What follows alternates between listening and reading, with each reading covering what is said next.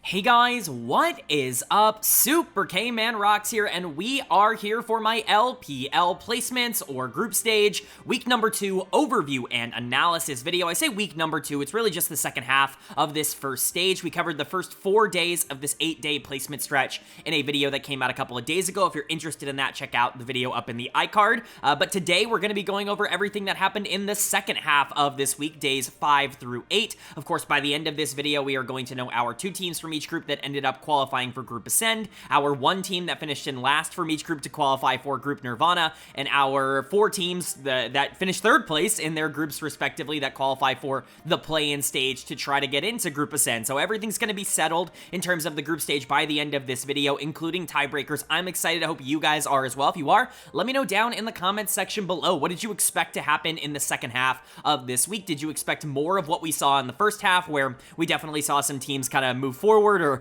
move backwards in terms of maybe what their expectations were? Or were you surprised by some of the outcomes and by some of the results, by where teams ended up landing in the second half of the week? I know I'll be excited to go over all of my thoughts and opinions, but it's always interesting hearing what you guys think down in the comments section as well. But without further ado, let's jump right into the content. If you are new here or didn't see the video that we posted a couple of days ago about the first half of this week, what we're going to do is go day by day here across all 4 days, talking about the advantages and the disadvantages that each team was able to generate. I'll be giving a player of the game and a dud of the game for every single best of 1 that happened over the course of this entire stretch. And of course, at the end of the week, I will be giving a player of the week and a dud of the week to tie everything into a nice, neat little bow. We will be looking at the standings, talking about which teams have qualified for Group Ascend, which teams have qualified for Group Nirvana. But for the most part today, we're going to be talking about the final couple days of this group stage. We'll be saving the tiebreakers for last, even the ones that happened obviously earlier on in the week. I want to try to build some suspense in that regard, and so we'll be spending a little bit more time talking about the tiebreakers at the end. But for the most part, we'll start with all of the 24 regular best of 1s and then get into the tiebreakers at the end. So I hope that makes sense, but let's go ahead and jump into the actual content itself. Obviously, going day by day means we get to start with day number 1, so let's throw up the scoreboard for day number 1 up on the screen. There are only really a couple of minor tweaks from the previous video that we did. You guys suggested that maybe we add a little bit more flair and a little bit more depth to the side that ended up winning. So as you can see, we've added a gradient. I didn't want to get rid of the color entirely. It looked very weird to just split the thing in half and have one side with color, the other side black and white, and so this felt like the best compromise. But I would say let me know if you like it or don't like it, but this is probably the last time we use this, just because, we're going to be going back to actual regular, best of 3s from here on out. We don't have to kind of do this big scoreboard for all of these best of 1s moving forward, but I hope this is going to be okay for this video. It's basically the same as we saw earlier in the week, but as you can see, here is everything for day number 1, because this was the end of Group A, and quite frankly, I would say things went as expected, but they really didn't. I really was a bit shocked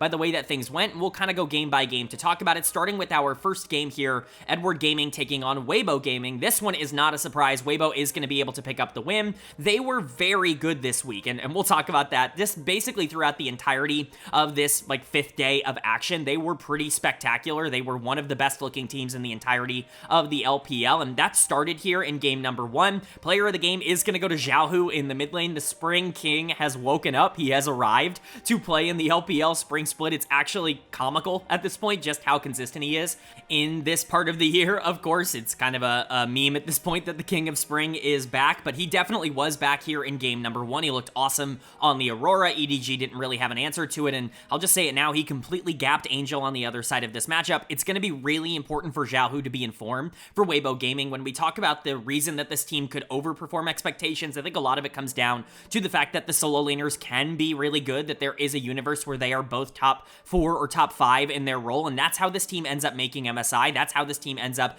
being a Worlds contender or being a top 3 or a top 4 team, is if the solo laners can step up, because I really do trust Tian, I trust Light, I trust Hong, I trust other members of this team. It's just been the solo laners that have been more of a question mark for me, not only throughout the beginning of this year, but throughout the end of last year, and so far, they've probably been the most valuable players on this team in the Spring Split, which is a really good thing to see. Xiaohu in particular looked good here, but it wasn't just him. Again, I really want to point out Breathe, who I think has been excellent for Weibo. I think, obviously, ZDZ on the other side of this matchup has not been nearly as good. Weibo kind of looking across and saying, glad we got rid of that guy, glad we moved on and got Breathe. That was definitely an upgrade for them. And I also think Hong had a really good game. Not a lot of people are going to talk about that because the solo laners were so much better than their opposition, and I don't really think that Wink was all that bad on the other side for EDG, but At the end of the day, Xiaohu looked excellent, Breathe looked excellent, and I think Hong looked excellent. Everybody on Weibo looked excellent. This was a pretty good team win overall. And then for Edward Gaming on the other side, it just was a solo lane disaster class, we'll just say. Trying to pick a dud of the game between those two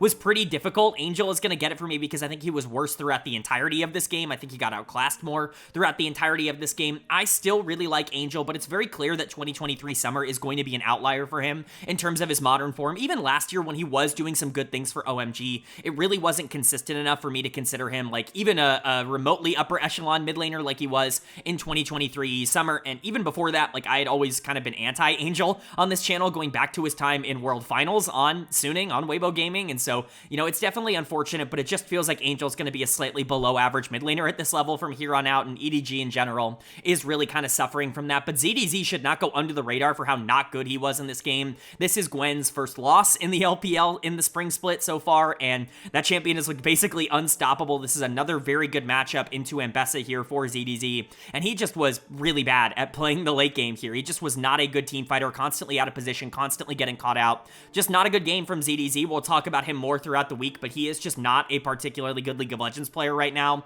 and it's very, very clear that that is a big reason why EDG is getting outclassed, that their solo laners really are not stepping up. It's not just them, though. You know, the bot lane really has not clicked in the way that I thought they would. This was probably their best game of the week, which is definitely something, or the best game of, like, this day, I should say, day number 1 of week 2, as I'm calling it, and that's not a good sign. If this was their best game overall, it really just feels like Xiaohao versus the world for EDG, which reminds me so much of Anyone's Legend. For many years, I think this team is good enough to be able to try and overcome that, or Xiaohao is good enough to be able to win certain games, being able to overcome that, but if they're not going to be anything more than that, this is a bottom 5-ish team in the LPL, and that's pretty disappointing. But this is a nice win for Weibo Gaming to kick off day number 5 for them. And then we move into the other two teams, Billy Gaming taking on WE, and this result was even more expected in terms of what we thought these two teams would be. BLG ends up picking a very, very clean win. This is a macro win all the way for BLG. They just were really smart about playing the early game. WE was going for a lot of very flashy plays. They were going for dives. They were going for a lot of kills early on, whereas BLG just kind of sat back and said, okay, we'll get our 6 Void Grubs, we'll get Rift Herald, we'll maintain control over every single lane and every tower. Like, they were just playing the map much better than WE was, who was looking for a lot of these bigger, splashier plays, and that's what ended up really separating them, and that's why I'm giving Wei player of the game. I don't think any one player on BLG was necessarily like way better than anybody else. I think everybody won. Everybody was really valuable to the team's success, specifically the middle of the map. But Wei obviously deserves a lot of credit for being able to slow the pace of the game down and play a little bit more of a macro style. We'll talk about it a bit more later on in this day, but BLG really struggles when Wei is outside of his comfort zone. And so for him to just completely control the game and be in his comfort zone, I think really helped them out here. But Knight also had a really good game, just completely outclassed Karis. Not that that should be a surprise to anybody who knows either Knight or Karis. Like, these two are on completely different planes of existence in terms of, you know, their skill level and their quality at the current moment, but it's nice to see the middle of the map kind of take priority for BLG. Throughout this split up until this point, they've had a lot of wins that were unclean. They had a lot of wins that were kind of up in the air, very flippy, very finicky. They were playing fast and aggressive again, which I thought was a good sign, but it wasn't necessarily looking as good as it did last year, and I think a lot of that came down to Wei kind of being out of his comfort zone in a more fast-paced, aggressive style. It definitely felt like the bot lane took more of a back seat against WE when, you know, they showed that they were going to try and match a lot of this aggression, and Wei just kind of got to take over with his macro sense, and that did end up working out for them. I don't know if that's going to work in the long term. I don't know if that's how you beat good teams, which we'll talk about in just a second, but at the end of the day, you know, Wei in his comfort zone is a lot better than Wei out of his comfort zone, and we saw that here. And then for WE on the other side, like, what are we expecting? Like, honestly, there was no shock here. The only surprise was that there actually were a couple of players on WE that played well. This was a pretty decent game from Taiyun on the Ezreal. You know, obviously, I'm pretty anti-Taiyun. He's the lowest graded player I've ever given on this channel. Nobody's ever graded out lower for me, but he was okay in this game. Really wasn't all that much of a problem, especially like pre-10 minutes. He was doing a lot of really interesting things, being able to capitalize on some mistakes made by BLG, made by Elk on the other side, which I thought was, you know, really cool, really impressive. Him and Vampire, I think, are slowly starting to develop chemistry, even if I think their mechanical ceiling is just very low. Vampire's is pretty decent, but Taiyun basically has no mechanical ceiling, and so it's difficult to imagine them getting a ton better. The problem is, mid was unwinnable in this game. Karis played like an absolute robot. He's gonna get dead of the game. Any excitement that was formed around Karis in the winter split, when he at times was the best player on WE, WE, it's all evaporated. It's all completely gone at this point. He has been awful so far in spring. Easily the worst player on WE so far in the spring split, and that's just a really sad place for him to be. He's the weakest player on what I consider to be the weakest team in the LPL. It's really not a great spot, but Karis just felt entirely outclassed. Knight's a beast. Like, obviously you kind of expected that, but Wei was taking advantage of him. Even later on in the game was taking advantage of him. This was a horrible Sylas game, just not what you wanted to see. So, you know, WE continuing to look a little bit weaker, but BLG starting to find a macro footing, which I think is important for them. They need to be able to step up their macro game in order to be the team that they think they can be, which is the #1 team in the LPL. But speaking of, you can't be dropping games like this if you're the #1 team in the LPL. It's Weibo taking on Bilibili Gaming, and Weibo is going to pick up the victory here, and quite frankly, they looked awesome. Everyone on the team looked really good in this performance from Weibo. This is a really interesting draft because I do think it requires quite a bit of actual execution. Like, you're looking at Talia, you're looking at Jin, you're looking at Nico. Like, there's a lot of setup on this team, but the follow-through is a little bit concerning if, you know, something like Gwen or Jin isn't super far ahead. Luckily for Weibo, they played the mid-game beautifully here, and they're able to pick up the victory. And I'll talk about Bilibili on the other side, because as much as we just hyped up, oh, Wei looks good in his comfort zone, when Wei loses, golly, is he bad. Like, and I really am concerned about Wei. We'll talk about him when we get to the Bilibili section of this game, but for Weibo Gaming, Xiaohu once again is going to pick up yet another player of the game, although once again, I do think this is much more like a team player of the game for Weibo. Like, it's not one player just dominating a lot more than the rest of the team. It's all 5 members looking really good for this roster. I was really in on Weibo in the winter split. I thought they got super unlucky, you know, pulling, you know, Weibo Gaming and JD Gaming in terms of the teams that they had to play against, you know, JDG in the group and Bilibili Gaming in the playoffs. And obviously, they're trying to make right on that, and they absolutely did by picking up a victory here. This puts them in a pretty decent spot to be not only out of this group, but like a #1 seed out of this group. Not that that changes anything, but Group Ascend is definitely now pretty much guaranteed for these two teams, if not already guaranteed. We'll talk about it. You can see who's in each group at this point, but Xiaohu looking excellent. The King of Spring has very much arrived. It really is everybody, though. I don't want to try and undervalue how good, like, Tian played in this game, or how well Hong played in this game, or how well Breathe has been playing throughout this split, or Light.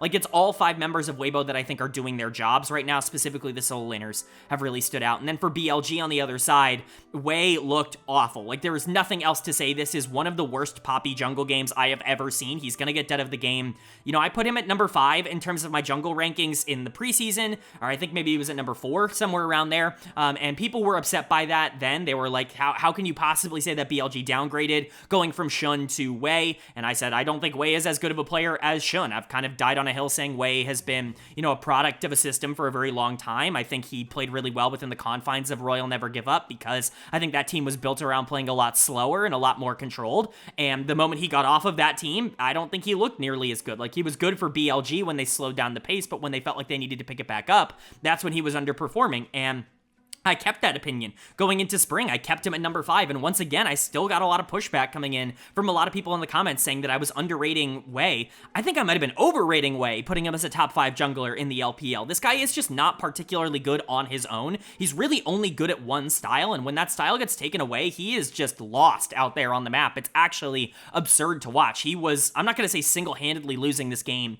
for BLG, but he was definitely the biggest reason why they lost. This was a really bad Poppy game, and I will continue to be low on Wei, and I continue to think that it halts BLG's upside to have him as their starting jungler, which is frustrating because this team absolutely should not have him as their starting jungler. They absolutely should have kept Shun, but they didn't, so oh well. Also worth noting, it wasn't just Wei. Like, Bin did not have a good game here going into Breathe, and he needs to play a lot better. I think On and Wei are just so off sync that On has now started to play a lot worse, especially than what he was on the first day of this group stage. There's just so much going wrong. I feel bad for Knight, because Knight actually had a really good game on the Aurora. He did a lot of things to try and bring this game back. It just didn't really end up mattering. The rest of the team was too far behind. And it's a big win for Weibo, but it's more so on BLG kind of throwing this game away, in my opinion. That's more of the takeaway.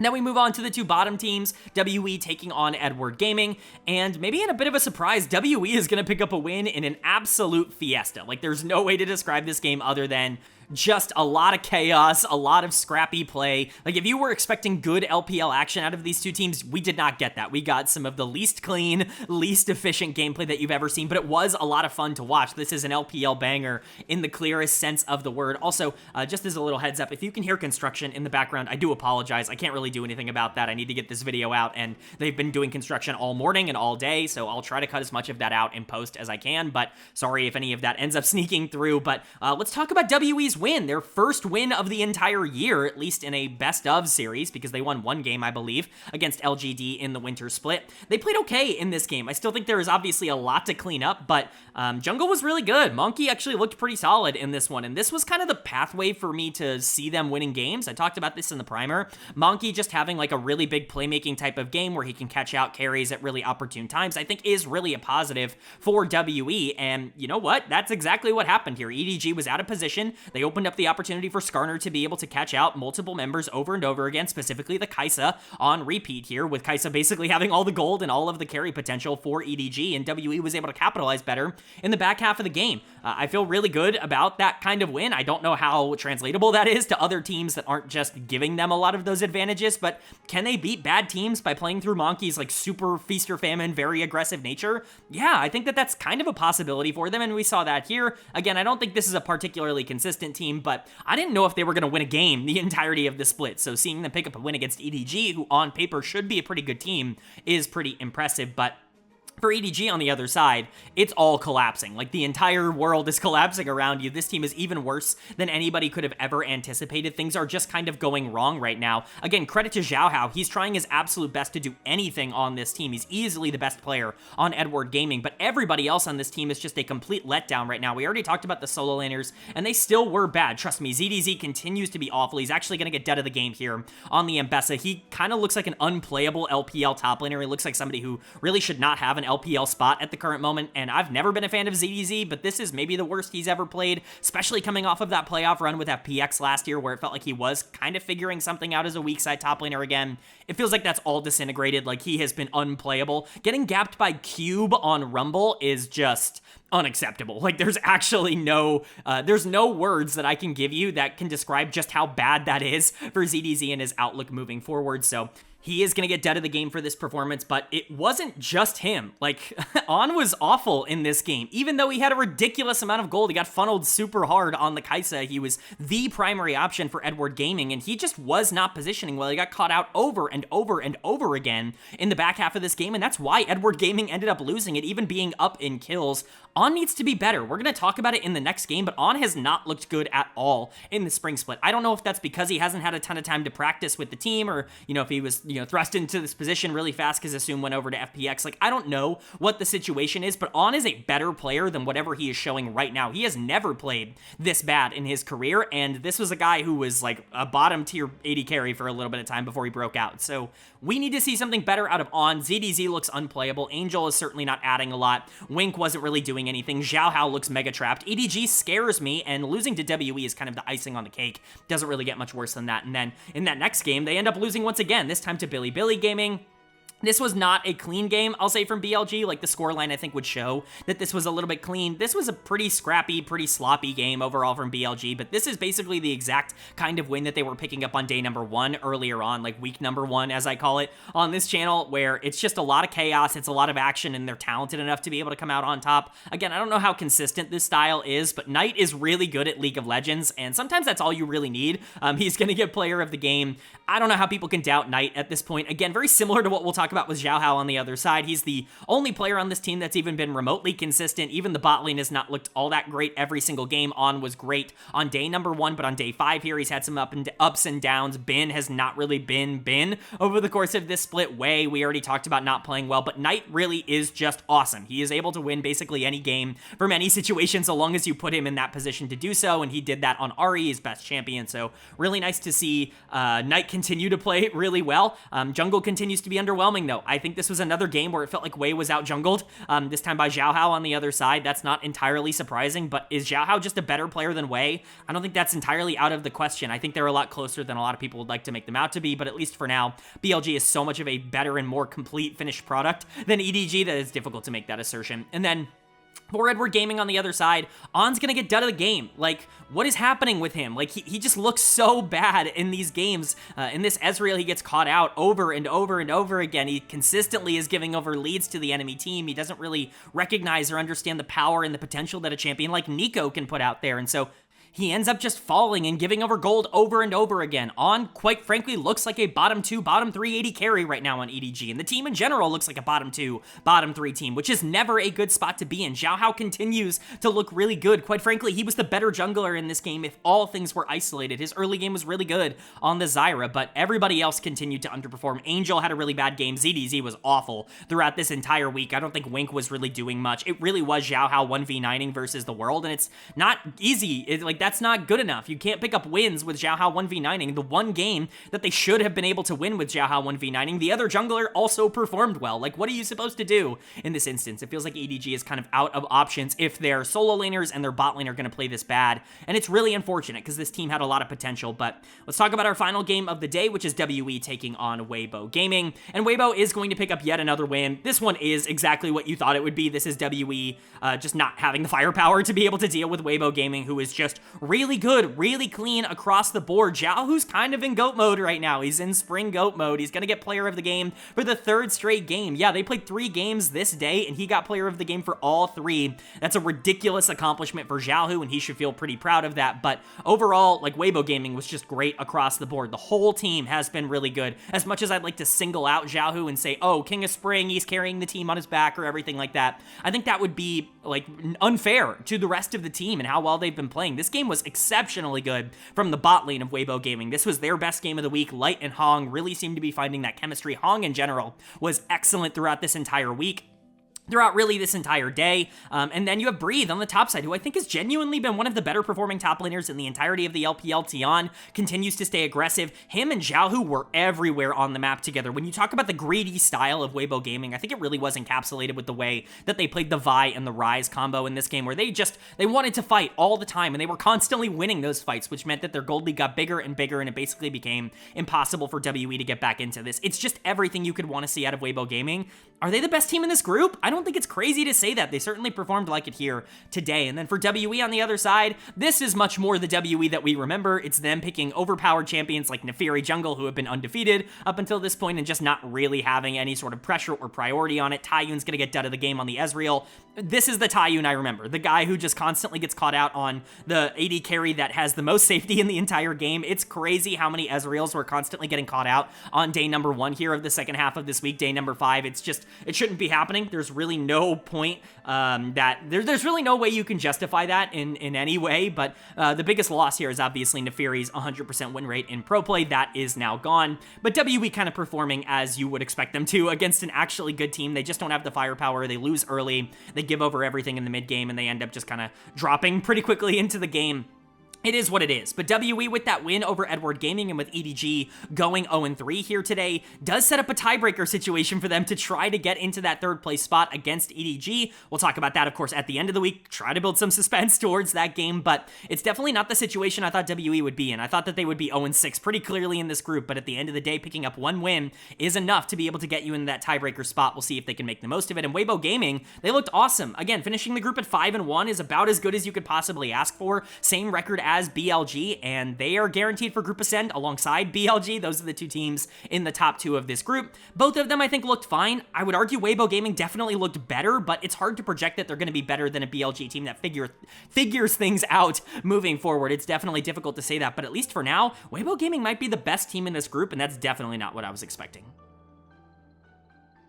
Then moving on now to day number 2 of this second half of the week. It's day 6 in total, and it's Group D. It's the ending of Group D. You can see it up on the screen now. This was probably the easiest group to analyze and to talk about because basically everything went as expected, especially after what happened in the first part of the placement stage. There really were no upsets. Obviously, there were some upsets in the way that we got here in the first place, but especially after we saw the first stretch, every result ended up just happening twice. One team went 6-0, one team went 0-6. The other 2 teams did exactly what they were supposed to do. It's all just kind of, according according to plan here in Group D, so we'll go ahead and talk about it. The first game was, of course, LGD Gaming taking on Invictus Gaming, and IG picks up yet another super clean win. It's absolutely ridiculous just how clean this team has been able to play over the beginning part of this year, because you don't necessarily associate a lot of these players with clean gameplay. That's not what you think of when you think of Rookie and the Shy and even like Mako or Jeje, right? Like, these aren't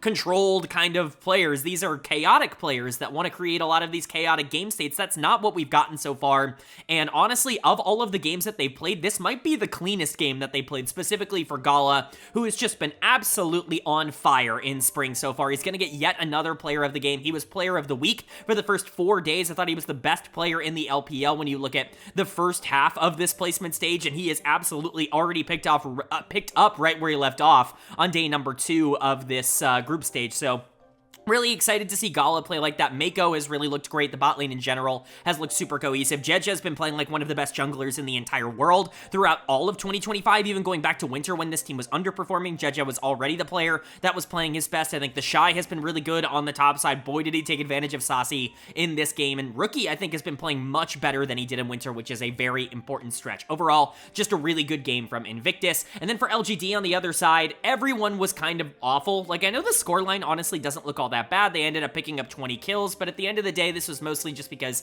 IG was willing to try and fight a lot with their, pick-oriented dive comp throughout a lot of this game, and you just naturally are going to be able to pull back some kills. They were never in this game. It never really felt even remotely close, and that's with Neferi in the jungle. Dud of the game is going to go to Saucy. He was definitely the worst of these players. That Rumble got abused.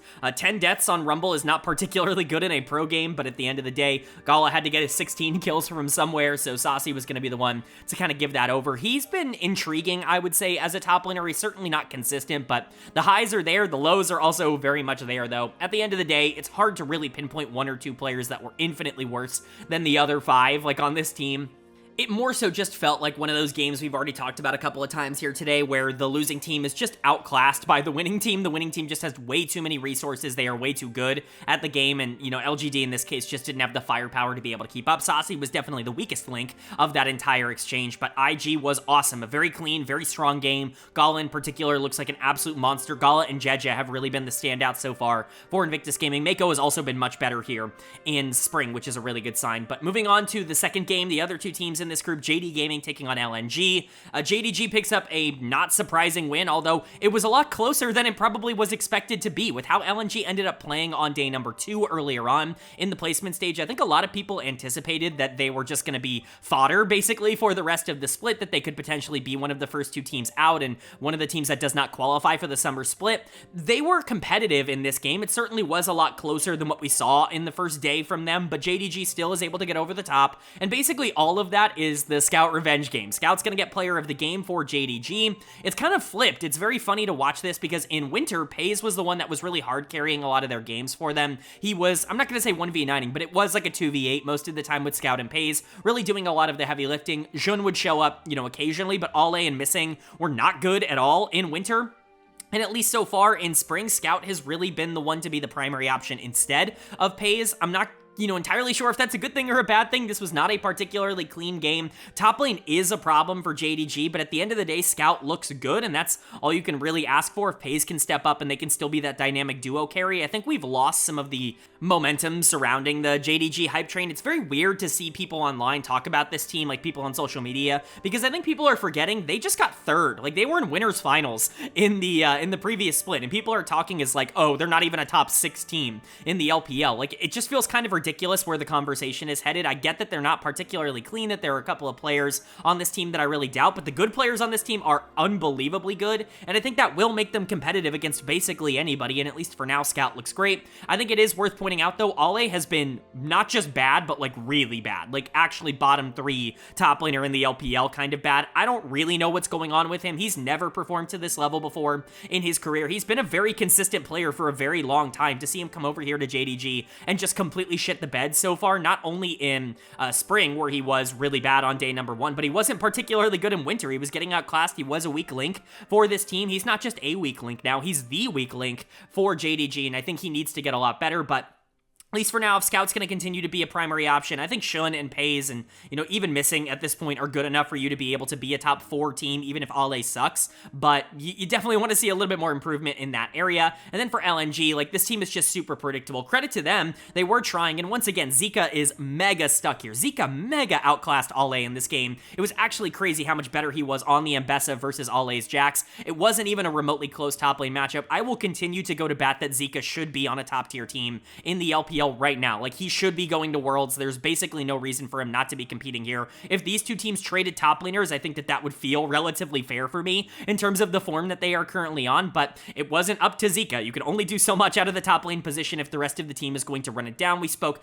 at length about how not good the middle of the map was last week. Haichao getting dud of the week for the entirety of the LPL, but it was the bot lane here in the first game that really let them down in day number 6, I guess, of the entire week. It was Photic and Zhuo, and Photic in particular, who's going to get dud of the game. Like, they're just bad. Again, I hate to say it, but like, a lot of the negativity surrounding LNG just kind of furthers a lot of the good takes that I've had. We'll talk about that more later on in the week, because I do think there is some like pointing to do in terms of, yeah, we should have seen this coming in terms of where this team ended up landing, but they are just bad. This bot lane is pretty unplayable. It's one of the weakest ones in the entire league, and it's not like the rest of this team is picking up the slack outside of Zika, who is playing well. So credit to JDG, even if it was not a clean win, even if it certainly wasn't like an all-around win, Scout was awesome, and that was more than enough to get them across the finish line.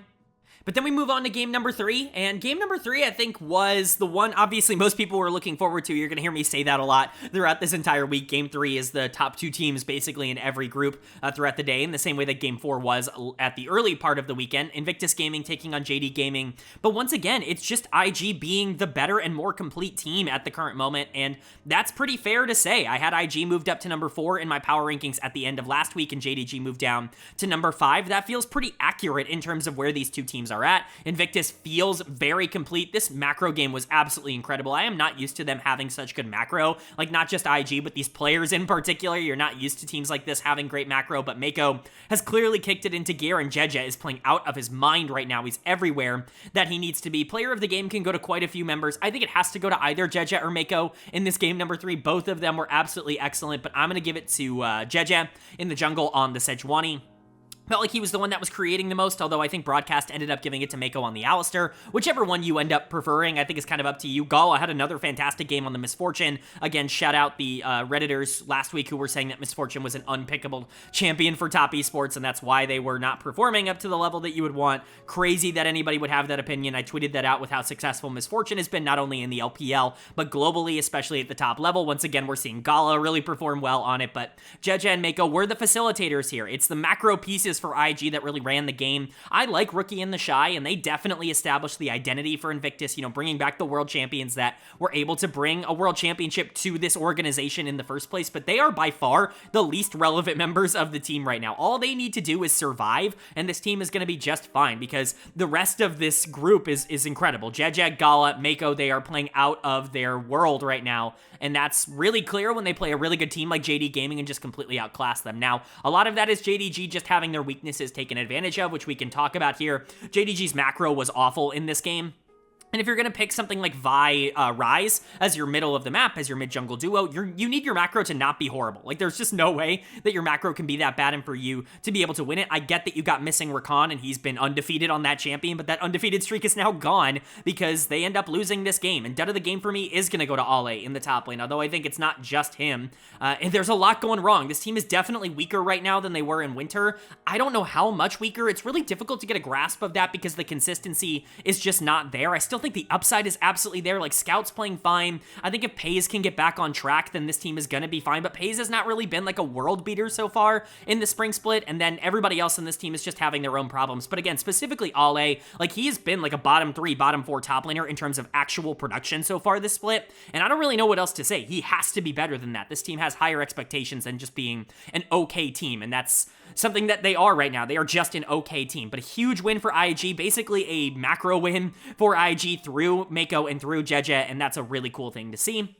And then the bottom two teams going head-to-head here, LNG taking on LGD, and LGD once again is going to pick up their second win against LNG. This was LNG's best shot to actually get a win in this group. Obviously, as you can see here, they don't end up getting a win in this group, but LGD picks up yet another victory. That guarantees them third place in this group. JDG, obviously, you can see gets second in this group, but LGD looking good. Like, at least all things considered, they don't look awful. They look like a team that's going to be at least kind of competitive at this level. Probably not a team that's going to be competing to be top 10, but a team that probably won't be competing to be bottom 2, right? They're probably too good for that. And I think that's a really good sign. And it was a little bit of everything. This was kind of a team effort once again from LGD. The Nefiri kind of biting back here and looking a lot better when Climber is playing it. But player of the game for me is going to go to Xiaoya on the Misfortune. He definitely was the primary carry in terms of the damage. Those bullet times were absolutely ripping through LNG. And quite frankly, this bot lane was just way better than LNG's on the other side. If you're getting gapped by Xiaoya and YCX, like, it's disaster mode. There's nothing else left to talk about. You know, LNG is basically screaming and hitting the panic button at that point, but overall, it was just a good game. Again, really excited from what we saw from Climber. Shout out to Saucy, who continues to be very feast or famine on the Jax on the top side, and, you know, I think Zhao Qinghua was also generally fine on the Aurora. YCX was good on the Nautilus, but it's just nice to see LGD have a clear game plan and be able to actually outplay a lot of people if they are put in a position where they can win early. This isn't a team that feels entirely mechanically outclassed, especially against some of the bad teams in the LPL right now. We saw it against WE in the winter split. We're seeing it now against LNG here in the spring. It's just nice to see that this is probably not a bottom 2 team. It's a really encouraging sight for basically a full LDL team. And then for LNG on the other side, this is where we can have the LNG conversation where it's just like, Weiwei sucks, man. He's going to get dead of the game. I hate to say that I was like way ahead of the curve on all of this, but if you want to talk about the player that I've probably hated the most since this channel's history has started, or pushback, I shouldn't say hated, because that's not fair. I don't hate any player. There's no player that I hate, but if there is a player where it's fair to say that I've maybe pushed back on the hype train a lot, Photic is definitely the number one that comes to mind across this channel's history. I was talking about it a ton in 2022 when he was on Victory 5, and I continued that conversation. He was my worst graded player in 2023. He was a player who looked okay in spring of last year and then immediately reverted back to being bad in summer. I've just been against the Photic hype train basically forever, even going back to the top esports days. I was never a fan of Photic as a player, and that has unfortunately aged very well. And then Weiwei's another player that I've always really pushed back on. When he was on BLG the first time with that like pseudo super roster with Uzi, like that Uzi PP God BLG roster that everybody likes to forget about, I was really pushing back on the Weiwei hype train there. He goes over to Weibo Gaming, and quite frankly, that team won. I don't want to say in spite of him, but man, he got a lot of credit for things that other people on that team were doing, and I was talking about that at the time. Even now, you see a lot of people in comment sections being like, man, I miss the old Weiwei. Well, you know what Weiwei was on Weibo when he was making World Finals? He was a player that got every single resource from everybody on that team, got funneled into an extreme degree, and now can't really survive in any other environment. Does that remind you of anybody? It's Photic. It's literally exactly what happened to Photic on Victory 5. Rookie and PP God played exclusively for him every single game.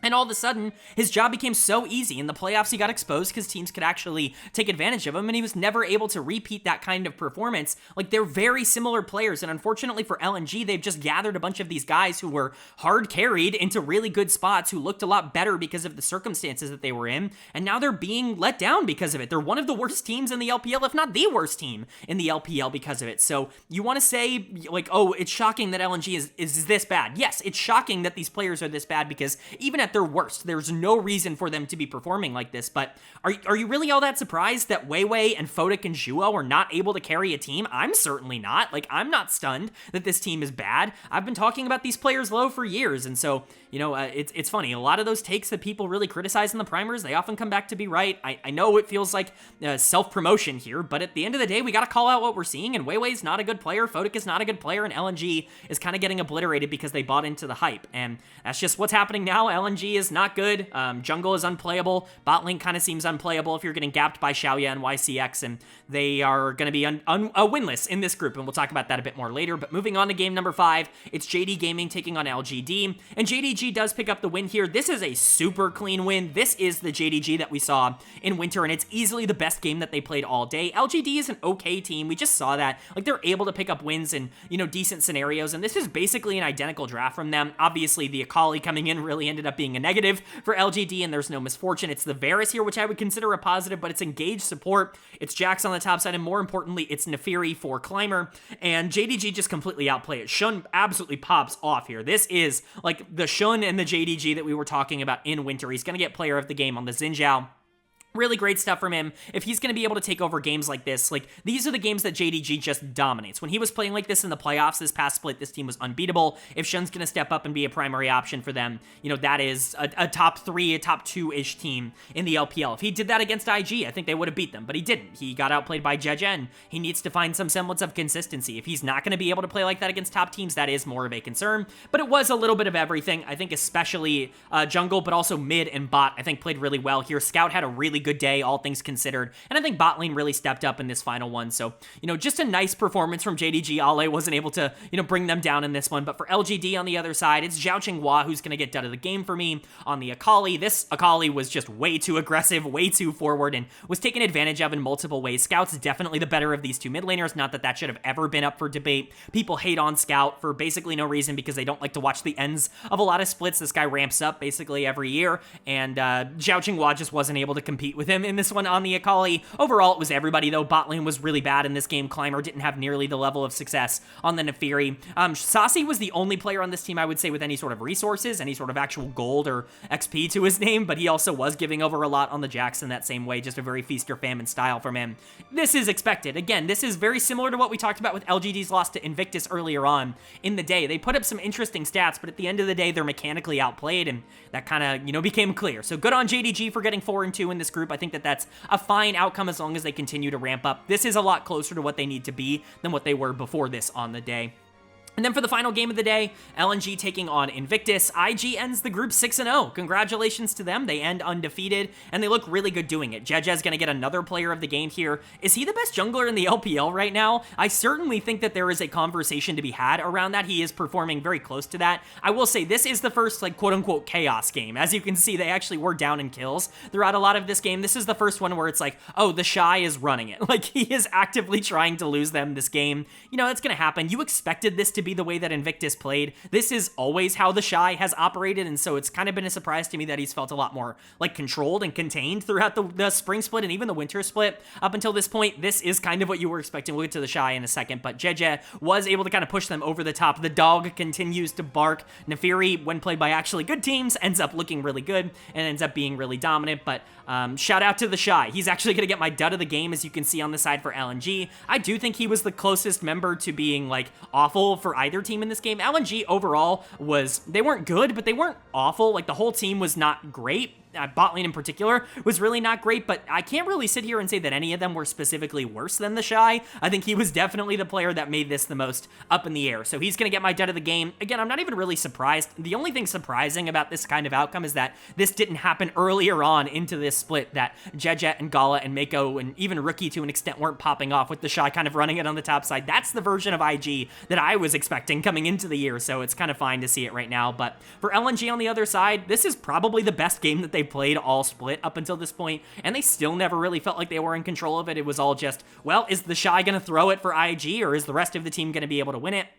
I still don't think they looked particularly good. The bot lane was super inflated in terms of their scoreline. Like, you can look at the KDAs for Photic and Juo. They did not play that well. Photic in particular did not play that well in this game. And then, you know, you can talk about Hai Chao just really underperforming again. He was dud of the week for the entirety of the first half of the week in the LPL for me. You have someone like Weiwei, who I just think is a bad jungler, and Zika, who's mega hard stuck. Zika, you know, the Shy played bad. A lot of that was Zika being able to take advantage of him on the top side. Again, I think Zika's a better top laner than the Shy, and I think we did kind of see that here. It's just unfortunate how bad this team is, considering how good their top laner is, but that's just what it is for LNG, and it's a nice win for Invictus Gaming. This team is starting to live up to their potential. 6-0 is really good, and the fact that they're starting to unlock the more common playstyle for these players and they're still able to win on it, I think is a good sign. They're going to get more, you know, tested more, I should say, when we move out of the best of one stage. They did kind of struggle in best of fives when we saw them in winter. We'll see how they end up adapting to that. Some teams are more so built for best of fives. I think JDG is more so built for a best of five than they are for a best of one. Invictus, I think, on paper is more so built for a best of one than they are for a best of five, but at least for now, IG very clearly the number one team to come out of this group, and them and JDG will be moving on to Group Ascend. But But then moving on now to day number 3, and of course day 3 was Group B, and I was really excited to see this one because this, quite frankly, was the group with the most on the line. Nobody had really secured their spot anywhere. I think people kind of knew that at 2-1, AL was looking pretty good moving forward, but Ultra Prime had that number 2 spot going into the day, being at 2-1 alongside Anyone's Legend. The team that was expected to get out in Thunder Talk was sitting at 1-2, and so was RNG. Like, basically everything in this group was still up for grabs. This was definitely the most volatile group heading into the second half of this placement stage, and we'll kind of talk about how things ended up settling. Of course, we'll know the top 2 teams by the end of this stage. There's a tiebreaker that we'll talk about at the end, but it is not for second, it is for third, and we get to start with game number 1, which was a really important one. Every game, really, at this point, was important for these teams. You can't drop games to random teams anymore. It was RNG taking on Thunder Talk, and Thunder Talk is able to get the job done. They're not just able to get the job done, they absolutely decimate RNG. It's one of the bigger blowout games that we're going to see all day. Not the only blowout game we're going to see all day. There were 3 in particular, but quite a few close games, I would say, generally throughout the third day here of this quote-unquote second week, and Thunder Talk was able to kind of pick up a strong victory to start off that day. And I think a lot of what was really interesting to me about this was how successfully they were able to play around the middle of the map. People talk about Thunder Talk as if they're only a bot lane focused team. I've pushed back on that narrative a lot. I said verbatim last week that Beishuan is the most important player towards their both success and failure. When he's playing well, they just win games. When he's not playing well, they just lose games, and Beishuan had a really good game here, was just better than Milky Way on the other side of this. And when you're talking about Thunder Talk being able to overcome the deficit they put themselves in at the beginning of the week, they need someone like Beishuan to be able to step up, and he was great here, but he's not player of the game. That, to me, is going to go to Satab in the mid lane. They also really need Satab to play well. As much as Beishuan is important to this team, you can kind of expect a couple of good games out of Beishuan every once in a while. He's been very good over the start of this year, a big reason why the team overperformed in the winter split. You know the bot lane's going to be fine, top lane's whatever, but Satab has been the weak link of Thunder Talk. He's been the player that's really struggled out of mid lane. And to see him show up in a game like this against RNG and actually be kind of the most productive member on the rise, really kind of create a lot of the action alongside the Sejuani, of course, playing off of each other, but really be kind of the primary carry for the team, I think is really impressive. So credit to Satab, he needs to play like this more often. RNG don't have a superstar mid laner. They've got Tong Yuan, who I consider one of the weaker ones in the entire league, but Satab still was able to take advantage of that, and that's what needs to happen if this team is going to be able to compete near the top of the standings. Of course, Feather, I think, had a really good game here. 1xN and Hoya were fine as well on the Ashe and the Renekton, but mid-jungle was definitely the standout in terms of the strong play for me. And then for RNG on the other side, they just don't have an identity at all. Like, it genuinely feels like the worst possible version of FPX from last year, where Milky Way either carries the game or instantly loses it for the team. He's not only playing much worse than he did in 2024, he doesn't have the surrounding core that he had on FPX. This is genuinely just a worse situation overall for him. And for RNG, Milky Way is going to get dud of the game. Another bad game for Milky Way. I'm going to say it. He's super exploitable as a player. Like, good teams or even average teams, hell, even bad teams are probably going to have the sauce to be able to beat this team if they're relying on Milky Way to win them games. One of the big reasons why FPX was so successful last year, first off, Milky Way hadn't been really figured out in the way that he is right now. Milky Way is such a snowball player. He either wins early and is useful or loses early and is the worst player in the game. Like, there really is no other way to kind of turn things around in that regard. But also, like I said, like, the surrounding core is worse. They don't have a Dectum and a Life to be able to create opportunities in a different lane. Even someone like a Care, was doing stuff for that team throughout a majority of last year. They just don't have those kinds of players right now on RNG, and that puts even more pressure on Milky Way to win early, and that means teams can put even more attention and resources into getting him behind early because they're not as scared of anybody else beating them on this team. So Milky Way kind of really struggling. Man, Nickit looks bad for this team. He's the one player that I really want to point out, just not looking good at all. Like, Milky Way has obviously been disappointing, but I think part of that was expected. I thought this bot lane would get better going from Lele to Nickit. It has absolutely not, and we will talk about that more later on in the week, but he was really bad in this game on the Karma. Just in general, it feels like RNG is kind of a bottom tier team at the moment, and that's really disappointing. I think that there were some expectations for RNG. I think that they were fine in winter. They were like a borderline top 10 team for me in winter, and they have definitely gotten worse going into spring, but congratulations to Thunder Talk. Nice way to kick off your day, and then a surprisingly important game here between Anyone's Legend Sand and Ultra Prime, that AL is going to be able to pick up the pretty dominant win in. I say pretty dominant, the very dominant win in.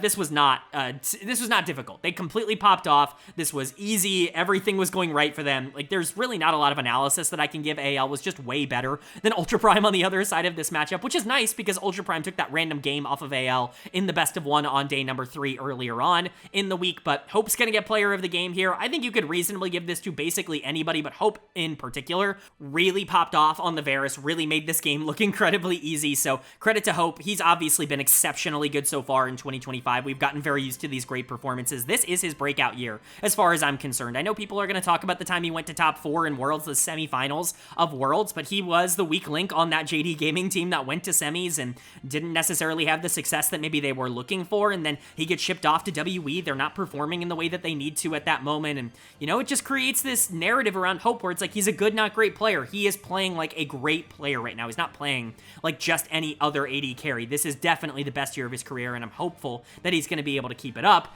Pun not intended, but pun is kind of funny. Of course, the rest of the team was also very good. Kale has been a big part of why this bot lane has been able to explode. He is one of the best supports in the world, and I think he's really cemented that. I think the top side of this map is unbelievable. We'll talk about them a bit more in just a second. Obviously, Flandre's been the best top laner in the LPL so far in 2025, and I don't even think that's really all that up for debate. And, you know, Tarzan's the best jungler in the LPL. I've already said that multiple times. We know how good this team is at their absolute best, but with the bot lane playing well, it's very difficult to imagine, you know, a team like Ultra Prime being able to take advantage of them, and boy, could they not. Like, boy, was this an absolute stomp.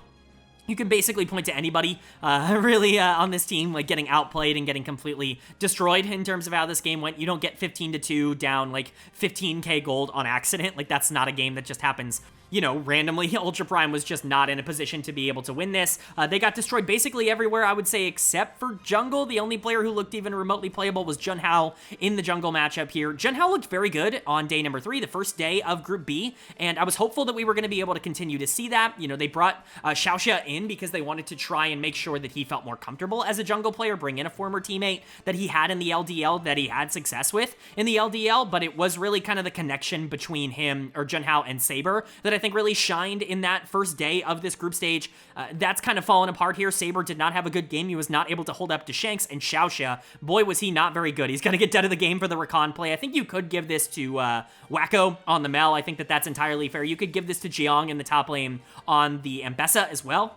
It was just kind of an overall disaster class from Ultra Prime with the exception of Junhao. Even Junhao, it's not like he was involved in a lot. It's not like he was creating a lot of plays for the team. It was just, oh, you know, Wacko played really poor on the Mel. Oh, Xiaoxia played really poor on the Rakan. Oh, Saber played really poor on the Yone. Oh, Jiang played really poor on the Ambessa. They just felt outclassed. There's really not a lot of analysis to do here. AL looked dominant, and Ultra Prime looked like they couldn't keep up. And then moving on to the third game, you had Thunder Talk taking on Anyone's Legend. Again, an important game for Thunder Talk. If they're able to pick up a win here, that really puts their chances of getting into that top 2 in a really good spot, but they're not able to pick up a win. Pretty back and forth game here, but at the end of the day, the Sion was undealable with. Obviously, people are going to point to the funny clip near the end of the game where Sion was essentially in the bouncy castle, just going back and forth trying to kill the Nexus as much as he could, healing over and over again, literally taking over a minute to kill 5v1 in the base. It was absolutely extraordinary, but you know, if you haven't seen the clip, go check it out. Flandre affected the game in a lot more ways than that. This Sion was actually, again, undealable with is the word I used in my notes here.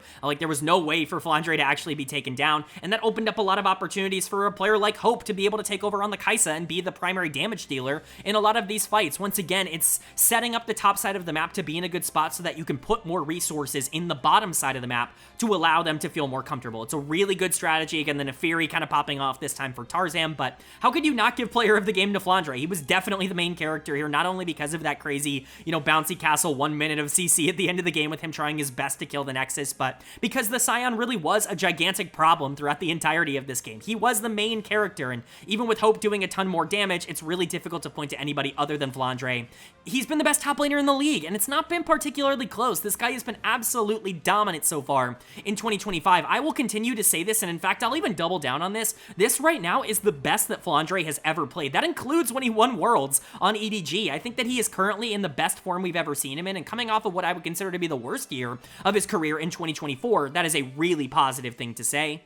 But then you've got ThunderTalk on the other side of this, who kind of really needed a victory here and just didn't have the firepower to be able to keep up. I know I say that term a lot, but really what it comes down to is some teams just aren't good enough mechanically to be able to compete with the actually great teams in the league. And don't get it twisted, AL is one of the best teams in the league. They are a team that made finals last split and honestly were favorites going into that finals matchup to be able to take it all and to win the LPL. They just couldn't quite get it done in the finals themselves. But ThunderTalk does not have the talent to be able to beat up against the best teams in the league, and they need to be able to take care of the other teams to be able to make it even remotely close. At least for now, we're kind of seeing the flaws in ThunderTalk start to come to the surface a bit more. Part of that is, you know, Hoya, who's just not talented enough to be able to go up against a Flandre who's kind of in his peak right now. Hoya's going to get dead of the game on the Camille. Definitely tried to punish the Sion a bit in the 1v1. It did not work. There was actually no way for you to say that this was close to working. Hoya actually just played really bad in this game, and the team in general was just too aggressive. They were too far forward. They tried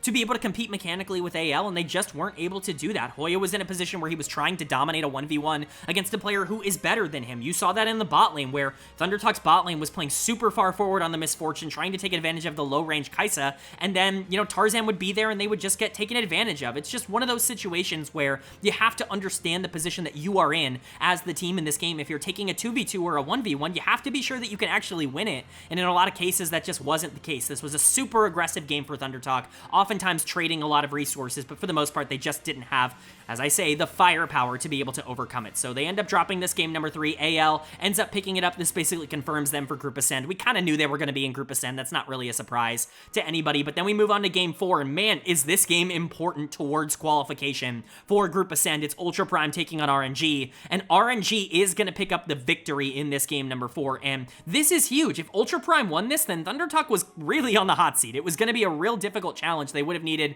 not only to beat Ultra Prime later in the day, but then win another tiebreaker against them later on. Now with the Ultra Prime loss, you have to beat ThunderTalk in order to qualify for top 2. This is not a good situation. They just needed to not go 0-3.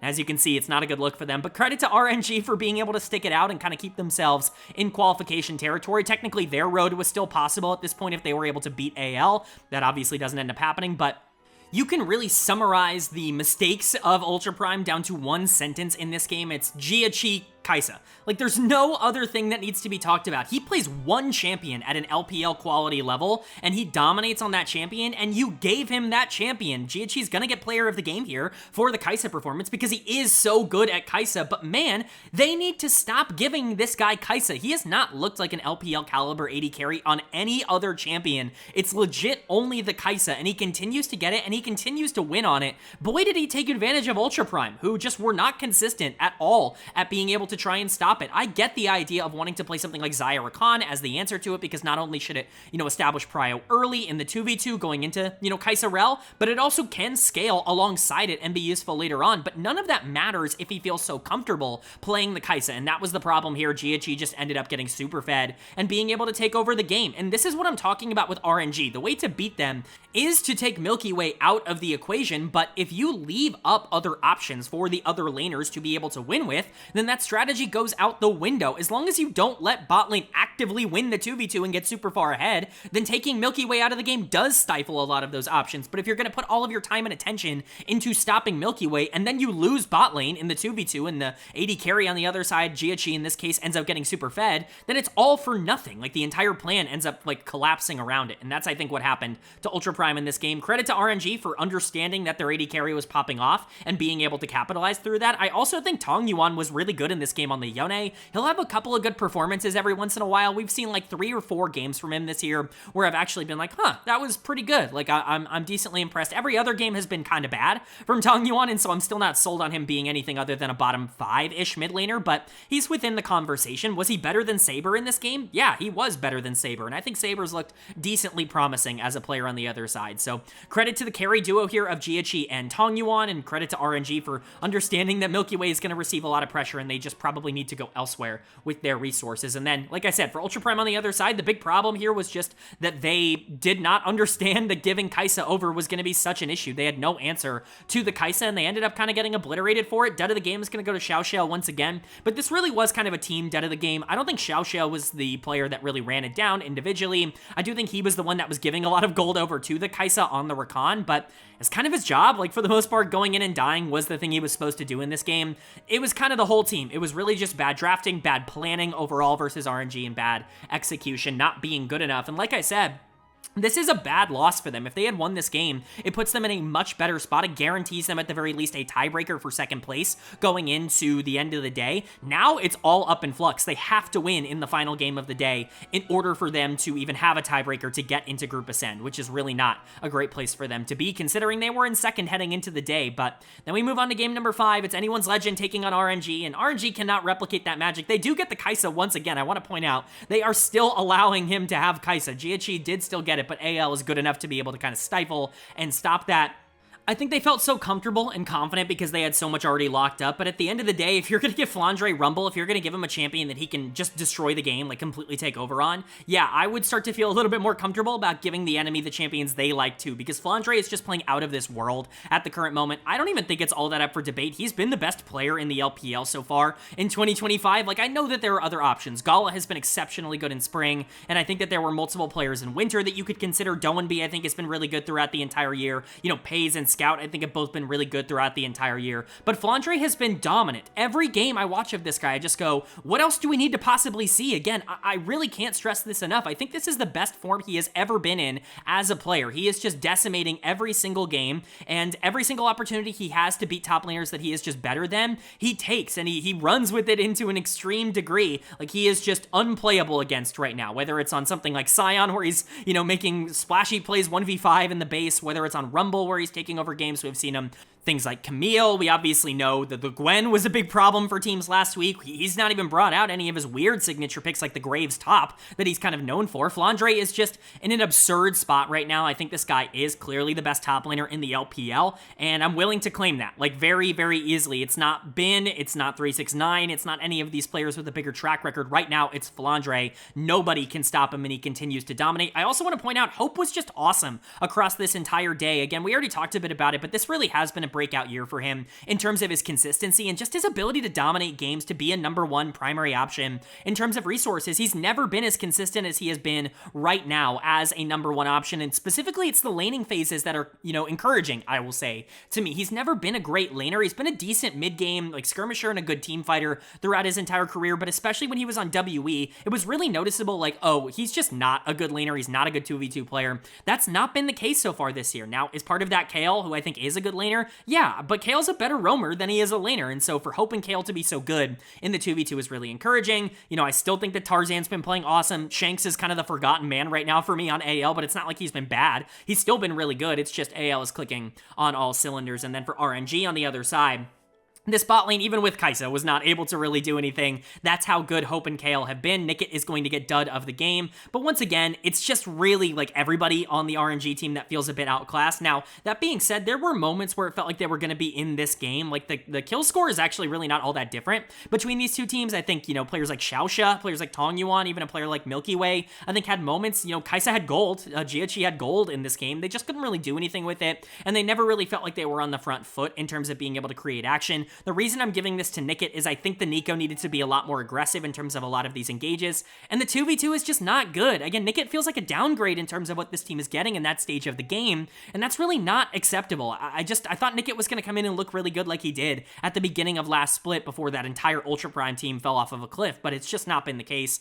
Right now, the bot lane feels still near the bottom of the rankings, even with Jia able to pop off every once in a while on something like the Kai'Sa. The rest of this team is certainly not good enough to be able to carry that, you know, across the finish line, and so you just end up with a team that doesn't really have any pressure or priority or really anything at the moment. And RNG just feels disappointing in that regard. Still, they were able to pick up a win over Ultra Prime, which puts them in a position where they could still potentially get third in this group, depending on how tiebreakers end up going. And that's even more important considering the final game of this day, which was Ultra Prime taking on Thunder Talk. And this was basically a battle for second place that Thunder Talk was able to win. It puts them at 3-3 in terms of the group stage, which is enough because both Ultra Prime and RNG are sitting at 2 wins apiece. Ultra Prime going 0-3 on today's day was the only way that they ended up not at the very least being in a tiebreaker for second place, and that's unfortunately how it ends up going. ThunderTalk looked very good here. You can see this. This was the most dominant game of the entire day, and that includes ThunderTalk's win over RNG earlier on. They were the two most dominant games, in my opinion. Maybe AL destroying Ultra Prime, but ThunderTalk looked unbelievable. They didn't surrender a single kill in this game, and it was everyone. It was an absolute decimation. I'm giving player of the game to Hoya on the Galio on the top side, but man, you can basically give this to anybody. It truly was all 5 members just completely running the map. And when you're looking for narratives or storylines surrounding ThunderTalk that give you excitement or a reason to believe that this team can overperform like a 3-3, or, you know, what they were in the winter split, which was a team that overperformed in the group stage and then, you know, kind of got exposed a bit in the actual playoffs, the reason would be that they're so good at playing from an advantage. Like, they're so good at playing with a lead that they end up really creating these awkward scenarios for teams where they kind of have to draft for early game, because if they don't, if they draft Rumble, Wukong, Rise and try to play for late game like Ultra Prime did, they're just able to completely outpace you, and that's what happened here. Again, credit to Hoya, but credit to everybody on this team. I think that Beishwan, like, very quietly had a great week. I think he was really good. Satab was really good for the team across this entire day. Boy, do they need that. 1xN and Feather, you can kind of rely on being really big pieces for this team, but if the top side of the map is going to be a positive, specifically if the solo laners are going to be okay at all for this team, you know, players we complained about a lot on the first day that these teams played, that Group B play, if they're going to be fine, if they're going to be able to handle themselves at a top-end level, this team is dangerous. It's all really just about Hoya and Satab in that regard. But for Ultra Prime, what a disaster. Again, all you needed to do was win one game today, one best of one, and you would have been safe, and you would have been in the top 2 at the very least with a tiebreaker, but you just weren't able to do that, and unfortunately for them, they now have to go into a tiebreaker to even try and get 3rd place in this group, which it doesn't feel like they're gonna win. Like, all of the momentum has been sucked out of this team. Not only were they destroyed twice on the day, once by AL and once by ThunderTalk, but 0-3, you lost to RNG, a team that had yet to pick up really any substantial, like, momentum throughout the entire year up until this point. You weren't even able to get a kill here in the final game. It's just everything going wrong for Ultra Prime. Dud of the game, give it to literally anyone. Like, this is an everything gap on every possible level. I'm giving it to Saber because the Rise in particular felt bad for me, and I think Saber had a really bad day, and he was the one player that I felt like I hadn't really highlighted in a negative way. I didn't want to continue to pile on Xiaoxia because I don't think it's entirely his fault, but Saber was really bad throughout the entire day. I think that Wacko was really bad throughout the entire day for Ultra Prime. Jiang didn't really do anything on the top side. Junhao was this team's best player across the day, but he was bad in this final game. It's not like the Wukong looked good at all. Like, there's not even really any analysis that I can give. This team just gave up early. Like, they drafted entirely for a team fight with Ezreal Karma in the bot lane and just didn't have the pressure to be able to stop ThunderTalk, who had already snowballed the game out of control. It is what it is, but Ultra Prime now goes into a tiebreaker, as we talked about with RNG, both of them sitting at 2 and 4 coming out of this group stage. The winner of that will go into that play-in tournament in 3rd place. The loser will immediately be 4th place and go into Group Nirvana. Obviously, if Ultra Prime ends up 2-1 in the first half and then not winning another game, that's a disaster for them, but they still have an opportunity to be able to get themselves out of it. For ThunderTalk, they're going to be happy to get 2nd place in this group. It did not look like that was going to be the probable outcome, but it is the one that I had in my power rankings. I did project that ThunderTalk would still be able to get out as the number 2 team. I thought it would be through a tiebreaker game against Ultra Prime, but alas, here we still are anyways. ThunderTalk will be getting out into Group Ascend as the number 2 seed, and AL, of course, wins the group and goes into Group Ascend as the number 1 seed, but later on, we'll see who ends up being the team to finish last in this group. And, you know, overall, I think the takeaway from Group B is that anything can happen. This was definitely the wildest of all 3 of the groups, or all 4 of the groups, I should say. Definitely all 3 of the ones we've talked about so far, but all 4 of the groups in the entirety of the LPL. This was the craziest one, and for that, we got to thank the teams, I guess. But then moving on to day number 4, our final full day here before we get into tiebreakers of the placement stage. And of course, it's Group C and the ending of Group C here, which was a really interesting day. Honestly, we kind of have a little bit of a bummer having to follow up Group B, which was such a banger in my opinion, but Group C did their absolute best to make this even more intriguing. I'm going to do a lot of my Reddit rants in this section because I think this is the group, obviously, with the most amount of preconceived narratives going into it, and I think that really shaped a lot of the conversation surrounding a lot of these teams. But of course, we're still going to go game by game, and that means starting with the first game, which was, of course, OMG taking on Ninjas in Pajamas. And as expected, NIP is going to be able to pick up the win. This was a very standard Ninjas in Pajamas victory for this team. They won through a lot of the ways that they typically win through, which is mid lane dominance and, you know, being able to get Doinb into a really good spot so that he can translate the rest of the game a lot easier for the rest of the team. I don't want to make it seem like he was the only good player, though. This was just a generally good win for Ninjas in Pajamas. This is the kind of win that you want to see if you continue to believe that they could be a top team at some point throughout this year. I continue to have my doubts, and we'll talk about that a bit more as we continue to go along throughout this day, but at least in game number 1, this is the Ninjas in Pajamas you would have expected. Doenby is going to get player of the game for this Aurora performance. You typically associate him with a lot of the weirder off-meta picks or even the more macro-oriented things, but he still can play assassins really well, or these like backline divers really well, which is Aurora to a T. He still is one of the most mechanically talented players in the LPL, even if he is, for the most part, carried by his brain. That's really what makes him elite. He knows exactly when to engage on champions like this, and I think that does create an even more difficult challenge for the enemy team to try and shut down on the other side of this. It's scary to face an Aurora who is mechanically talented. It's even scarier to face an Aurora who knows exactly when to go in and who to go in on, and to create a lot of opportunities off of that. So credit to Doenby, he was really good here. Specifically, he completely outplayed Lin Feng on the other side of this. We'll talk about Lin Feng all day. He had a really bad day just in general, but Doenby definitely kind of outclassing him there, and it really was a little bit of everything here for NIP.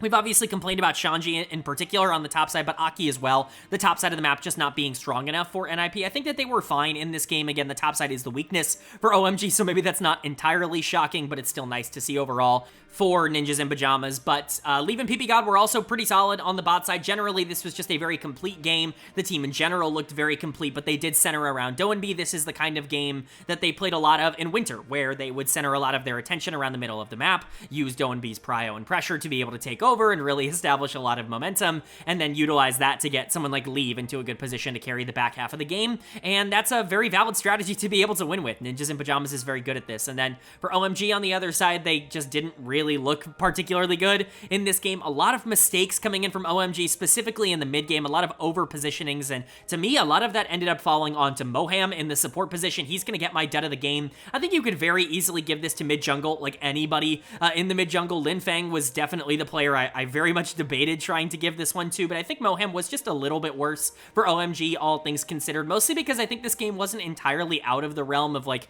a victory for them. Starry was in an okay spot to be able to actually play out the back half of this game, but then Moham ends up getting caught out. He has a really horrible engage on the Rakan in the mid game, and that basically blows up OMG's entire spot. They're not really able to recover. I don't think Moham's been this team's biggest problem. I think Harry has been this team's biggest problem, and Hang obviously has not been good at all either, like bottom 1 jungle type of bad, and obviously bottom 1 type of top lane bad, but Moham was definitely the problem here. Again, not to say that the middle of the map was good. Jungle was completely outplayed, in my opinion, by Aki, which is never a great sign. You know, Hang's not been very good at all throughout this year, but we'll talk about him a bit more as we go on throughout the day, I should say. But I think more notably, Lin Feng was awful in this game. This is definitely the worst game he's played so far at the LPL level. You were really getting excited about what like mid and AD carry were looking like for OMG, regardless of what the rest of the roster was. Like, at least you had something to build around there. But if Lin Feng is also going to start taking some steps back, and if he's not going to be very good in the back half of this year, that's a disaster for OMG. That's like bottom 1 type of team in the LPL territory if he's going to play like that. So not a great opening game here for OMG, but Ninjas in Pajamas getting the job done. And then the 2 red teams in this group going off against each other. Top Esports taking on Fun Plus Phoenix, and Top Esports, again, pretty predictably is going to be able to pick up the win. This team is just dominant right now. Kanavi is playing out of his mind domestically. I get it. I really want to say this, and we're going to continue to say this as we go throughout this video. If you get tired of hearing me say this, and skip over these parts, but like, I'm sorry, Top Esports is really good. I know LPL fans don't want that to be the reality, don't want that to be the case, and I get that the entire narrative, I do understand why. Every single comment on their wins is just, I hate that this team is winning. I hate that they're, you know, a team that could represent the LPL at MSI once again, because clearly this team's just full of international chokers. Like, I understand why that narrative is there and why people, you know, can only think of that when they think about Top Esports, but I have to try and throw that away when analyzing these games. And I think the frustrating part for me is nobody's actually talking about what this team is, what they do well or what they do poor, right? Like, if you want this team to get better and not just randomly int at an international tournament, you need to identify what they're actually good or bad at and try to neutralize that instead of just throwing out a blanket statement of, oh, if Top Esports go, they're instantly going to be bad. The reason Top Esports has not been good internationally is because they continue to try and hide their flaws by accentuating their strengths, and better teams are going to be able to take advantage of their weaknesses when they get more time to study the tape in between, you know, the end of a split and the start of an international tournament. That's why Top Esports has always struggled, and if you're never going to address address those things, then it doesn't really matter. Like, it all just feels pointless and baseless. Like, it feels like an empty conversation. And what Top Esports does really well is play with an advantage. Let Kanavi get unleashed across the entire map. Last year, they were doing the same exact thing with Tion, and that's why they struggled internationally, or it's why they struggled, at least in terms of what the expectations were. You know, losing to T1 in the quarterfinals of Worlds to me is not struggling internationally. They were fine in the group stage, and so, you know, I don't necessarily agree with that narrative, but, you know, they weren't very good against T1, and I think a lot of that is just if they don't get a lead, they're not a particularly effective team. I do think there are ways for them to grow out of it, but right now they've not necessarily been tested to be any more than that, so they haven't needed to be. Kanavi has been dominant, like unreal types of good so far in the group stage, and we'll continue to talk about that. And then for FPX on the other side, this was definitely the worst game that Sheer had played the entirety of this, like, placement stage, group stage. Sheer had been the best player for me on FPX throughout this year up until this point. I don't even really feel all that, like, scared to say that. Like, I feel pretty confident in saying that Sheer is the best FPX player. Unfortunately, he just didn't have any sort of prio against 369 in this game. I'm not entirely shocked. Again, Sheer is not the kind of player that should be going up against 369 and dominating, but this was a matchup that actually was kind of Sheer favored last year when he was on JD Gaming. Unfortunately, his former teammate Kanavi ends up kind of pummeling him and making the Mbessa not look particularly good, but mid was also not very good. Care also didn't have a particularly good game on the Silas. FPX just looked a little bit outclassed. Again, not blaming them entirely. Top Esports with a lead is very difficult to deal with, and that's what we saw once again here, and it's what we're going to see in the third game as well. Ninjas in Pajamas taking on Top Esports. Top Esports is the better of these two teams, and they once again proved it, although this was not really a consistent game. I sit here and I go, oh, Top Esports was definitely the better of these two teams. Ninjas in Pajamas should have won this game. Like, there really is no excuse for them walking out of here with a loss. They just completely throw in the back half. They have all the gold, they have all the momentum, and yet Leave steps up at the worst possible moment and ends up getting caught out. 3 people just walk into a Skarner ultimate, and all of a sudden the game is over. I hate to say that I'm not surprised, but I'm really not surprised. If you want to go back and listen to everything I've said about Leave over the past, couple months, especially the past year, the one thing that I've really stuck on is that it doesn't matter how ahead he is, it doesn't matter how fed he gets in the mid game, how good his skirmishing looks, and how good his best team fights look. There is one play every single game where Leave will just run it down, where he will get caught out in a situation where he does not need to. It's something I've said over and over and over again. Longtime listeners of this channel are probably tired of hearing it at this point, but I have to stress that, like, these are the plays that lose good teams games. Like, Leave actively cost the team the game in this one. I'm not giving him dead of the game because he was a big reason why they were winning in the first place, but man, did he throw by walking into Skarner Ultimate as a super fed Kaisa and just losing the game for his team. That being said, credit to Kanavi for getting that Skarner Ultimate down and getting 3 people to be able to basically 1v9 the game-winning fight. Like, obviously, you can criticize him for a couple of other things throughout this game, but at the end of the day, he made the biggest play in the game, and he won his team the game. It's back-to-back player of the games for Kanavi.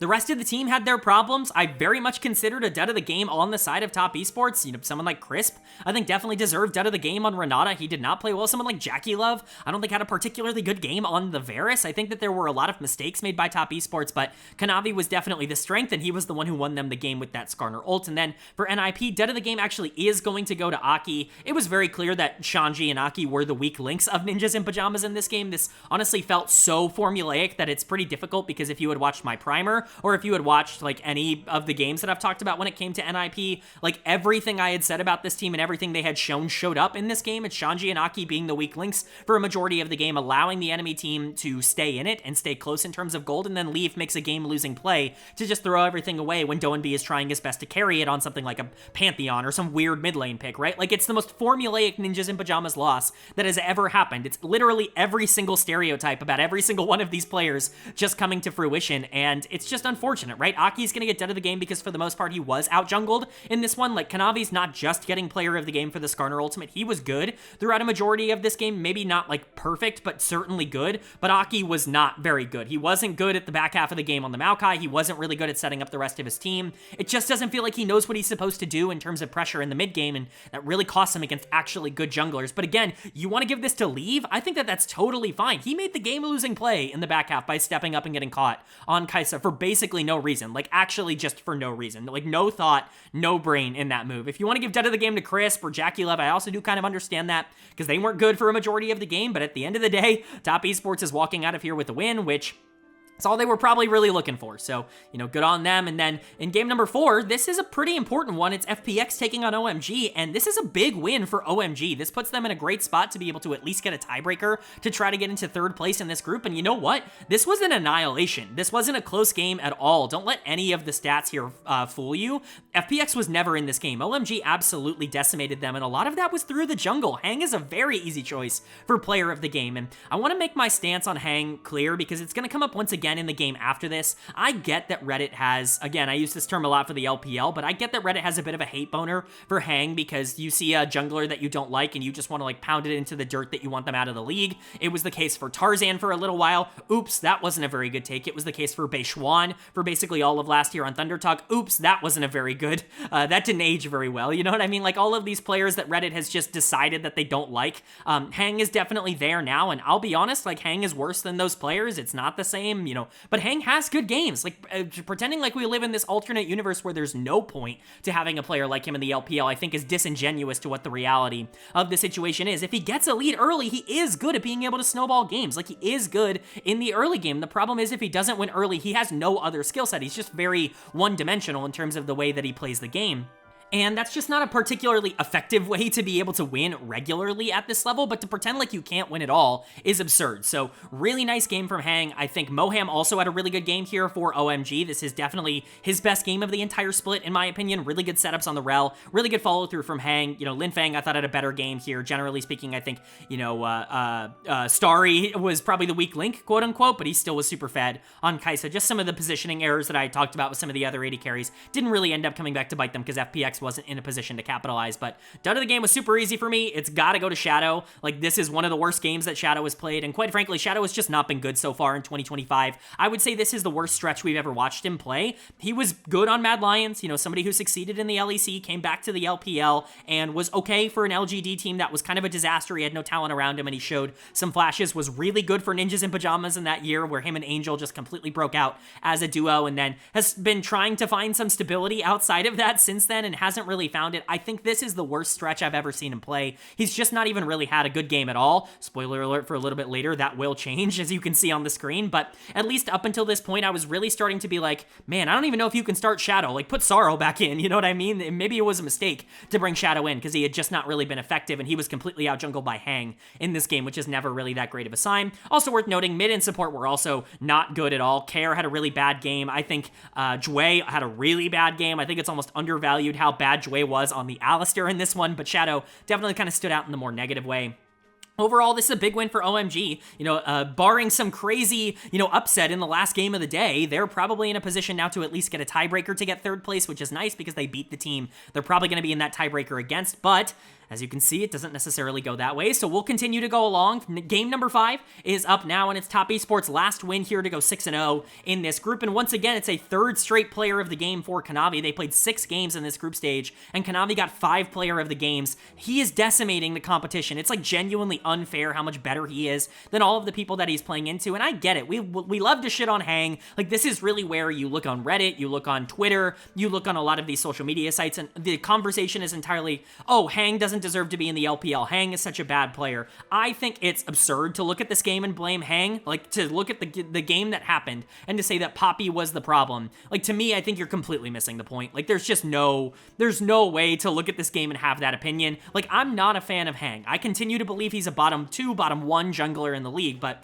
again, pretending like he was the issue in this game, it's just confirmation bias, and it's not true. Like, Harry was not very good on the top side. He continues to be the worst top laner in the league, and Lin Feng's dead of the game. Lin Feng had a really horrible day. Like, he was underratedly really bad. I get that a lot of people want him to be good. They want him and Starry to be a really good duo, and I want them to be a really good duo. Trust me, like, Lin Feng had looked good up until this point, but I'm not going to use, the product of a couple of days ago, 4 days ago, to produce my opinion on Lin Feng and how he played today. He was bad. He lost his team in the game on Talia. He was not good, and I know I don't usually talk about the losing team first, but it just kind of is what drove my opinion of this game. Lin Feng was awful. Like, he truly was bad. Now, Harry was also bad. The solo laners in general were bad, but he's getting dead of the game for a reason. If he had opened up the map, I think things were different, and generally, his mechanics were awful on day number 4 here. A lot of things that he needs to clean up. He is a part of why this team is one of the worst in the entire league. It's not they're losing in spite of him. They are losing, because of him at times, and Harry's obviously a part of that. I do want to say this probably was Starry's best game of the day, and I know that feels weird to say considering they beat FPX, but this is the one where I was the most impressed with his positioning and his general, I guess, mechanics and movements. Like, he was pretty solid in this game. It was just the rest of the team that was a disaster. He was keeping them in this on the Jinx to try and keep the game alive, but at the end of the day, not enough firepower. And for top esports, like, they're awesome. I don't know what to tell you, man. Like, I get it. I get why people are so jaded by top esports and why they don't want to see them internationally, but this team is dominant domestically. They are the best team in the LPL as of right now. I think it's really hard to dispute that. It's really hard for me to look at any other situation and say that they're not. Kanavi is the best player in the LPL at the current moment. I told you guys at the beginning of the year to take out a Kanavi MVP bet. Well, here you go. Like, if he's not winning MVP after this split, like, I don't know what to tell you. He's done everything he needs to do. He was absolutely on fire on the Neferi. This was a jungle carry game. Like, don't get it twisted. OMG was trying to fight back, and Top Esports wasn't playing perfect. There were moments where, like, Crisp was running it on the Nico. There were a couple engages that were really bad from him, where the bot lane in general continued to underperform, like they really have throughout the entire split. But Kanavi was too strong on the dog and was able to kind of decimate on Neferi. I get that champion is strong, but Kanavi has been unbelievably dominant throughout the entirety of the spring split, and he is definitely on pace to win MVP right now. But then moving on to the final game of the day, and finally, it was time for an upset. Finally, we saw something that was out of the ordinary. It's FPX absolutely decimating Ninjas in Pajamas, making this not even remotely close. This is just one of those games where you just chalk it all up to, like, best of one. Like, things got out of control and the game ended up being over very quickly. Shadow ends up 17-0-10 on Neferi on FPX's side, and yeah, they're gonna be able to win that game. Shadow's gonna get player of the game. Like, I don't really know what you want me to say. Like, he was on fire. This is the most dominant game we've seen from basically anybody throughout this year up until this point, and this does make me rethink the fact that he's not been very good at all in 2025. At least we know this is in there, but it's really hard to put a lot of the attention in this game onto FPX because as well as they did, like, NIP were running it, like straight running it. This is clearly a donation game for Doenby for his former organization that he was able to win Worlds with. Like, I have no other words. He's done of the game, obviously. He went 1-11-2 on Pantheon. This is, like, maybe the worst game I've seen anybody play all year. Like, it's certainly up there. He actively was running it. Like, he wasn't even trying. Shanji was running it on the Singed in the top lane. Very weird pick from them. They clearly felt like they had nothing to lose. Multiple times in this game, PPGod just didn't press the R button. Like, if it wasn't just, oh, last game and they probably weren't trying all that hard, I would investigate this entire team for match fixing because this was unreal. Like, it felt like they threw this game. Like, they weren't even trying. There was no attempt to even play this game. Everyone was bad, and so it's difficult to really analyze or give any sort of, like, real opinion on because everybody was truly terrible, but congratulations to FPX. They looked great. Obviously, it was more than just Shadow. Everybody on this team was incredibly dominant, but Shadow, like, how do you not put all of the attention and all of the conversation on the 17-0-10 Neferi? Like, yeah, that's a pretty good stat line. That's a pretty good game for Shadow to have played. Hopefully, he can keep that up and show more of that instead of the negative traits. I'm going to probably ignore this game for a lot, but you know what this game is important for? FPX getting third in the group. We talked about OMG being in a good spot after they beat FPX. That's because the assumption was that FPX was going to lose to Ninjas in Pajamas, but with them picking up this victory, they're sitting at 2 wins in the group. OMG is only sitting at 1 win within the group. That means FPX gets third in Group C. That means OMG goes down to Group Nirvana in 4th place. No tiebreaker necessary. This group is determined. Top Esports at 6-0. Ninjas in Pajamas moves on, I believe, at 3-3, if I'm correct, and then FPX in third at 2-4. Definitely the result we kind of expected after the first day, at least in terms of the order, but not the expected way to get there. Certainly a lot to improve upon for all of these teams, but Top Esports looks dominant. Ninjas in Pajamas look like exactly who we thought they were, like the 7th-ish best team in the LPL. That's kind of who they were here, and then FPX might be better than we were giving them credit for. Who knows? Maybe they can, parlay this gigantic victory into something more, but at least for now, Group C kind of getting us back to normalcy. But that's going to bring us at the end of this group stage into our tiebreakers, and we're just going to throw both of them up on the screen and talk about them in the same way that we talked about all these other games. But of course, these are tiebreakers to determine, in this specific case, the teams that get third versus the teams that get fourth in their individual groups. It's, of course, Group A and Group B who have it on the line here. We got it in days 1 and 3, and we'll just go ahead and go through these game by game, or these 2 games, and then you can see the player of the week and the dud of the week at the bottom. I figured I'd compact those those two slides just to make sure we actually had enough content on the screen for you guys, but let's start with the actual tiebreakers themselves, starting with Group A. It was Edward Gaming taking on Team WE for third place in the group, and WE is going to be picking up the win there. That's going to be WE getting third. That means EDG gets fourth and immediately goes into Group Nirvana. This is definitely an upset, not only because EDG was an absolute disaster across this entire group stage, and really they shouldn't have been in this spot in the first place, but because WE is not last in their group. The fact that that exists at all with this roster is genuinely absurd, and quite frankly, they played really well in this game. They were definitely the better of these two teams. It wasn't just, oh, you know, EDG kind of, you know, let them win and whatever. WE actually did a lot of really interesting things in this game, but still, you gotta at least put some of this on EDG for not being good enough to beat what many consider to be the least talented roster of any team in any major region in the world at the current moment. When you lose to that, when you're a team that not only loses once, but loses twice in the same day to that roster, it's pretty ridiculous. So we can go over it. Karis is getting player of the game for me on the Talia. He was pretty good in this game. He wasn't the only player who I think played well. I think all five ended up really playing well, but this was a mid-jungle focused game for WE. I think both Monkey and Karis were definitely kind of the two standouts. Monkey was really active on the Viego, but most of that was because the 2v2 was really dangerous from the middle of the map, and that really opened up a lot of options. Karis has not been good at all in 2025. Really, he hasn't been good ever. Like, let's be honest, he wasn't good in the LCK during any of his stints either, and so, you know, this is kind of a really encouraging sign. This is much more like what he played in Winter, or what he looked like in Winter, where he was creating opportunities, even if now, you know, the team is actually following up on them, which they weren't doing in Winter, but at least there have been signs for Karis that he can be like a remotely average player at this level, that he can play games if given the right opportunity. He hasn't always shown that at a top level, so it's nice to see that here, but like I said, Monkey was good. I thought Taiyun was fine on the Varus. He was targeted a lot by EDG. They really tried to get him down, but for the most part, he was solid here.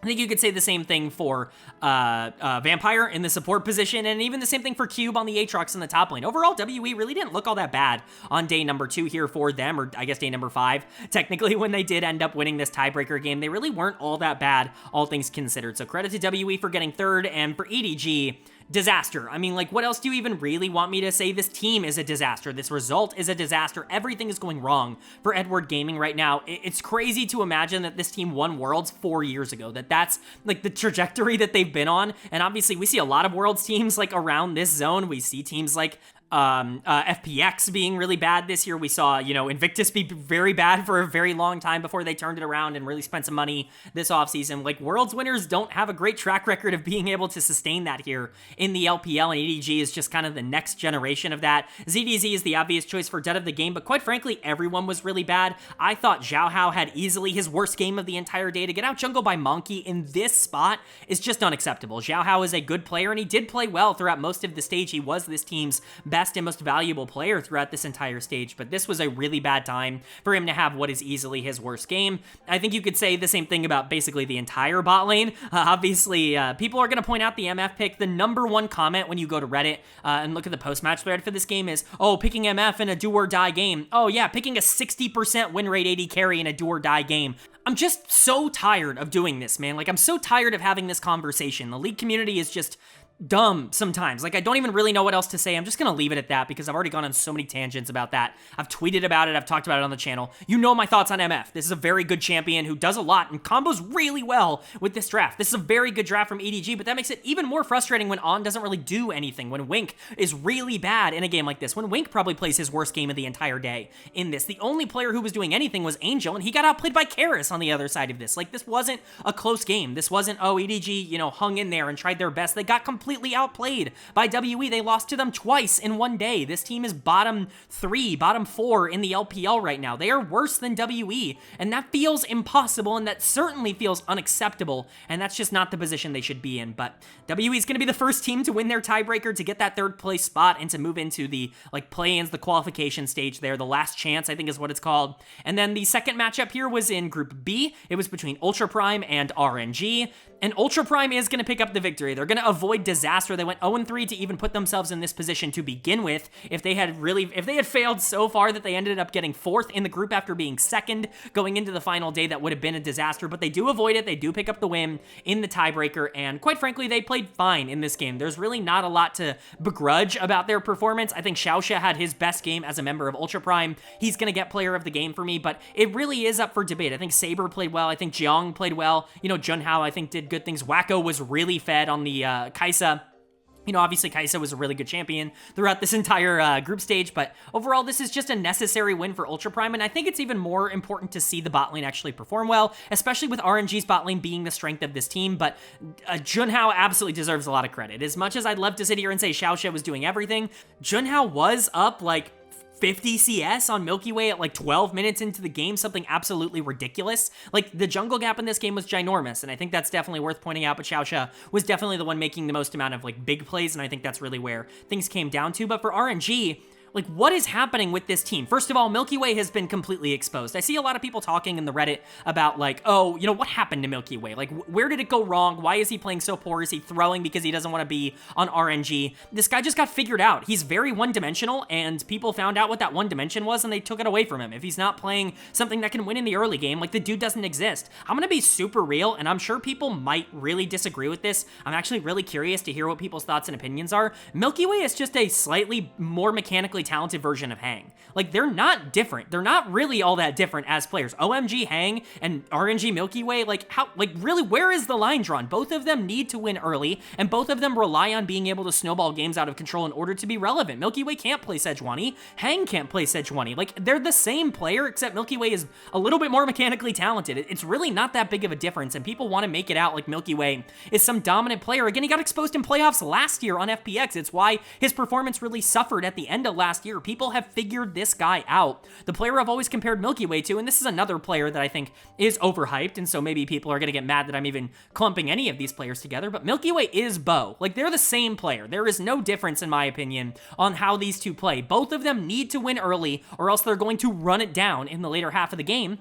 And both of them are horrible at playing from behind and make major mistakes in the back half of these games. Like, there is no difference. I don't think either of them are valuable players, Milky Way or Bo, and I think RNG is suffering because they built the entire team around playing around Milky Way, and he can't perform in this situation like this. And so he's getting dead of the game. Jiachi was popping off. This was such a winnable game for RNG. Corki was so strong. Braum was in a good position to be able to enable him. This was finally a game where it felt like Jiachi and Nickit were going to be able to take over, and Milky Way threw it away. Like, he made it impossible for them to win, and it just is the scenario, is the circumstance that they're in. Congratulations to Ultra Prime. They avoid disaster by getting third, but this RNG team has a lot to fix. They are way worse than they were in winter, and certainly worse than people were anticipating and expecting from them.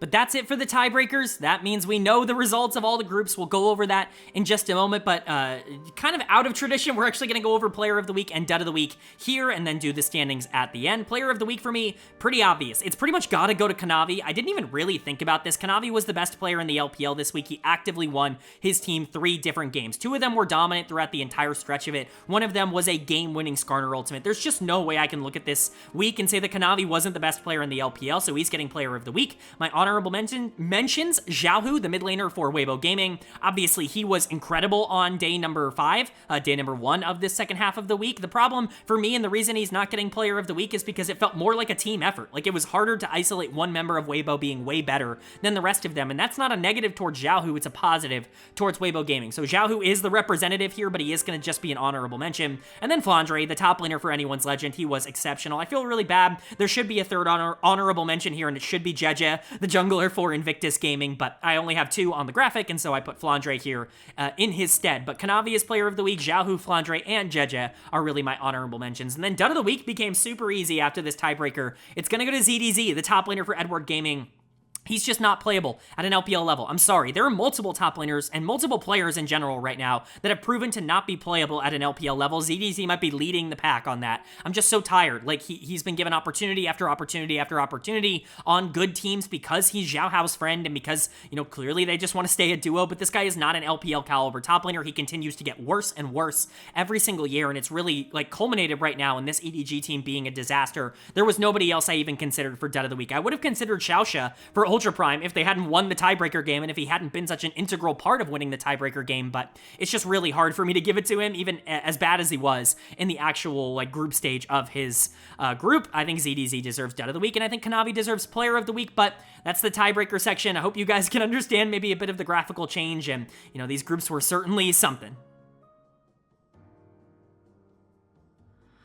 All right, but that is going to do it for my LPL placements week number 2 overview and analysis video. I guess second half of the week overview and analysis video. Up on the screen, the final standings for the 4 groups. Obviously, we'll be heading into the last chance qualifier for the next video, kind of talking about where every team needs to go right, where every team needs to go wrong in terms of how all of that goes down. But let's talk about the teams that are going to be in each section and talk about my power rankings, which you can see updated on the screen under the power ranking column. Change is going to be how that has changed from last week to this week. We can go over risers and fallers, but we're just going to go over each group and kind of talk about what I think of each team. Starting with Group A, Billy and Weibo kind of co-qualifying for the top of that group at 5-1. BLG's going to fall to number 4 in my power rankings. I'm just not sold by Wei. Like, genuinely, it's literally just jungle. I believe in everybody else on that team, but I do not believe in Wei, and that puts them below what I consider to be the top 3 teams in the LPL right now that have all made themselves pretty clear at the top of their groups. I think their loss to Weibo really concerned me, and Weibo does come up 1 to go to number 5. I think these two teams are a lot closer than we think they are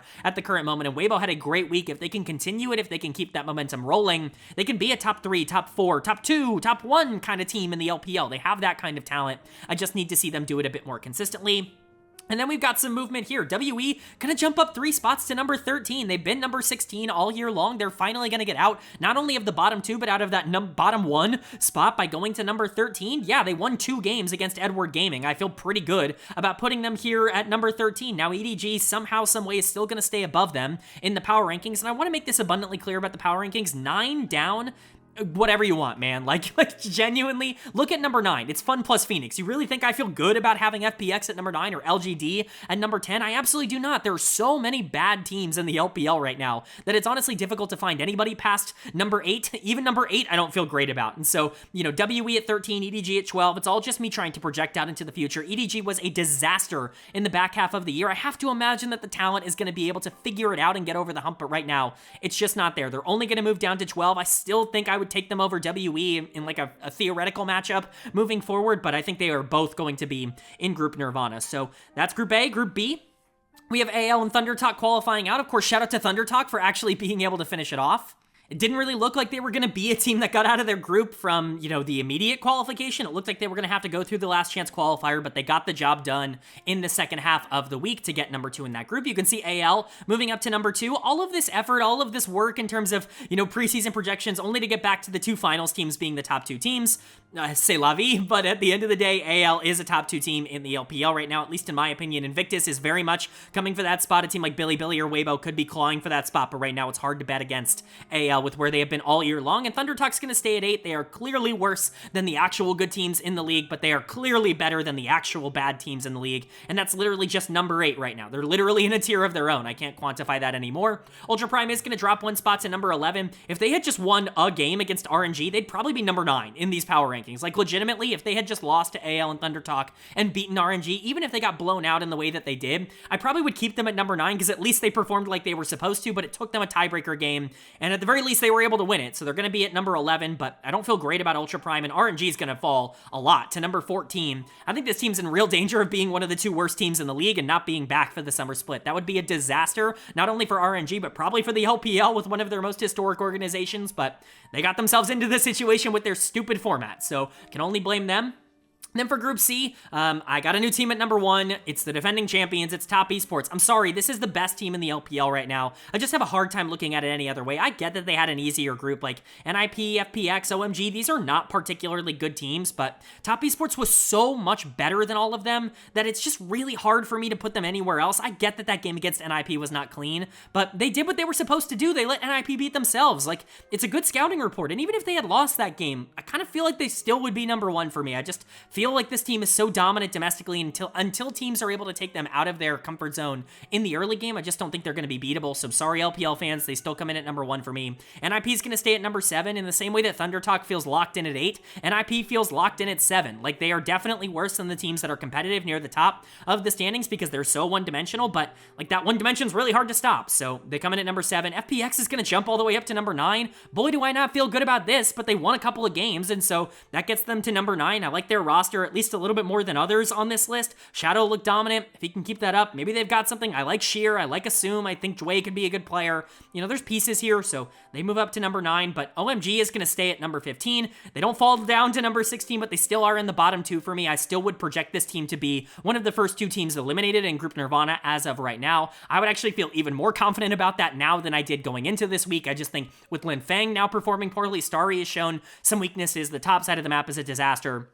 You just don't feel good about OMG. This team is very not complete, and they're very not good. And then for Group D, to kind of finish things off, Invictus is at 6-0. They are going to move up to number 3. If you wanted this team at number 1 or number 2, I'm really not going to be all that against that. I just really need to see what this team looks like in a best of 5, because that's really where they struggled. Like when you're looking at IG from the previous split, what they struggled at was being able to adapt over the course of a series, and that's still something that is yet to be proven. Now, if they come out and decimate a good team in a best of 5, I'm going to feel pretty confident that this is one of the best teams in the LPL, but I just kind of need to see that before I anoint them as a top 1 or a top 2 team, a team that I expect to make MSI. And then JDG is going to drop to number 6. This team is fine. People are going to overreact about the negatives on this team, but they're still fine. Maybe they're not quite as good as the upper echelon right now. Like, again, number 6 feels pretty accurate, but one good week and they're back up in top 3, top 4. Like, they're not all that far off. Scout had an amazing week, and I think that's encouraging. If Pays can just bounce back, that's all they really need. And they need Ollie to be a human being on the top side, because he has just been awful so far. LGD somehow is at 10. Like, what? Like, this is not the 10th best team in the league. That doesn't feel good for me to say, but they've shown a baseline level of competency, which means they're a top 10 team. Like, that is genuinely all it takes right now to be top 10 in the power rankings, and LNG has not shown that. They fall to number 16. This is the worst team in the LPL right now. I have a hard time really going any other way. They're the only team to not win a single best of 1 throughout this entire group stage, and yeah, they deserve this number 16 ranking. They look like they're going to be a pretty easy choice to be one of the first 2 teams out and to not be there in summer, but let me know what you think of these power rankings. Let me know what you think of these groups down in the comment section below. Always curious to hear your thoughts and opinions, but that's going to do it. I do hope you guys enjoyed. If you did, leave a like. It really does mean a lot to me. It lets me know you guys are enjoying the content, and it does help get this video out to a lot more people, which I'm always very appreciative of. If you're new here, hit the subscribe button. We'll be posting about the rest of the LPL. The Last Chance qualifier starts up really soon, so if you're excited for that, stick around. We're also posting about all 3 of the other major regions, LTA North, LEC, LCK, as well as the NACL Tier 2 over in North America. So if you're excited about that, hit subscribe and hit that bell so you can be notified when those videos do go live. But of course, with all that being said, I hope you all are having a great day. I hope you continue to have a great day, and I will see you all